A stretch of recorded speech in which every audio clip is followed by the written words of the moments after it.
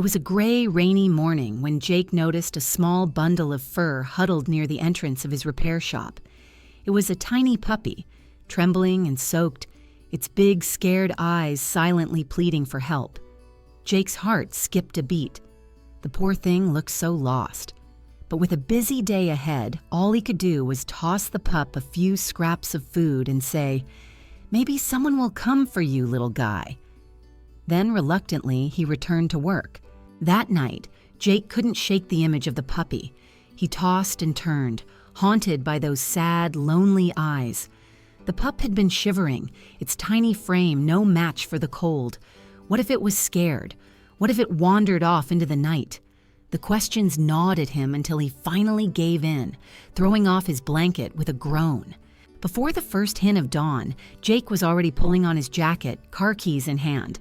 The drive back to the shop felt like a race against time. What if the pup wasn't there anymore?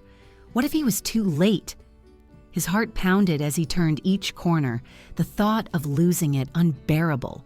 When he arrived, Jake hesitated before stepping out of the car, almost afraid to look. But there it was, the little puppy, curled up in the same corner. Its eyes blinked drowsily as it lifted its head to the sudden light. Relief flooded over Jake like a wave. He crouched down and called softly, "Hey, buddy." The pup watched him with cautious eyes, then took a tiny, trembling step forward. Its cold nose nudged his hand, and Jake felt his heart melt.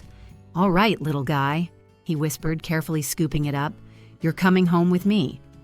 As the puppy snuggled into his chest, its small body finally warm and safe, Jake knew he'd made the right choice. Driving home, he felt the steady thump of the pup's heartbeat against his own. It was a feeling of comfort, of connection. Jake smiled to himself, his heart fuller than it had been in years. For the first time in a long while, he wasn't alone.